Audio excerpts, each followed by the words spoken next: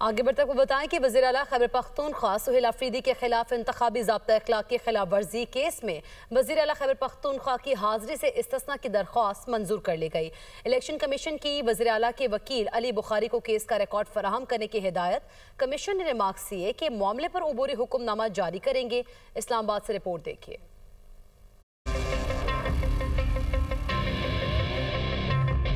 Election act 2017 کی خلاف ورزی۔ الیکشن کمیشن کے 5 رکنی بینچ کے روبرو وزیر اعلیٰ سہیل آفریدی کے خلاف از خود نوٹس کی سماعت۔ وزیر اعلیٰ خیبر پختونخوا کی حاضری سے استثناء کی درخواست منظور۔